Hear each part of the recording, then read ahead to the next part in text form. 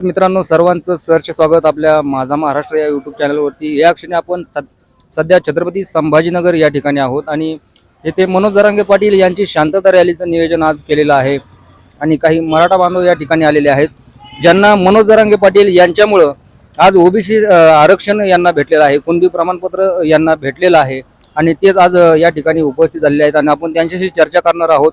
मनोज जरांगे पाटील यांच्या या संघर्षामुळे आपल्याला आज ओबीसी मधलं आरक्षण तुम्हाला मिळालेलं आहे, परंतु अजूनही सगळ्या सोयऱ्याचा कायदा या ठिकाणी पारित करण्यात आलेला नाही। मग नेमकं सरकारला तुम्ही काय सांगणार आहेत आणि तुमचं नाव वगैरे काय आहे ते सांगा। माझं नाव नवनाथ रामदास वडकर, मी राहणार मावसाळा, तालुका खुलताबाद, जिल्हा छत्रपती संभाजीनगर।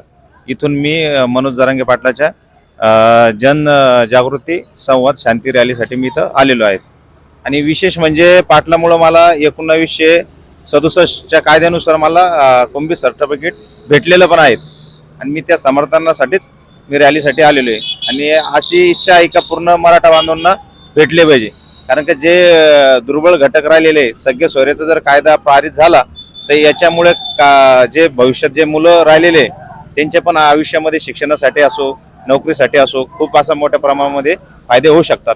त्यामुळे हे काळाची गरज झालेली आता आणि हे भेटलंच पाहिजे। पाटलाच्या मागे आम्ही शेवटपर्यंत राहणार आयुष्यभर।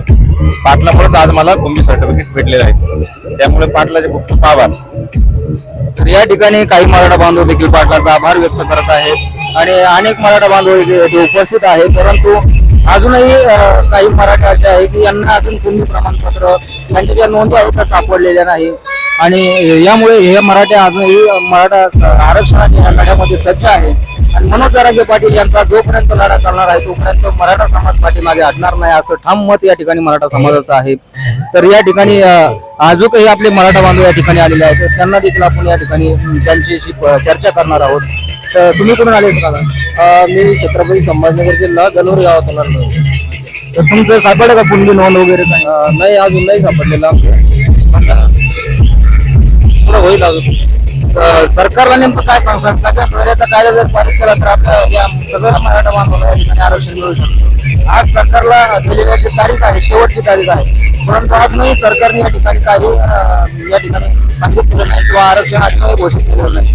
मग सरकारकडे नेमकं काय मागणं आहे? सरकारला सर आमचा एकच इशारा आहे की आता लोकसभेच्या निवडणुकीच्या माध्यमातून आम्ही दाखवून दिलं आहे की मराठा समाज काय करू शकतो, पण आता जर पुढे विधानसभा आहे, जर आता अजून पण हा कायदा पारित झाला नाही तर सरकारला खूप धोक्याची घंटा असे त्यांनी समजावं।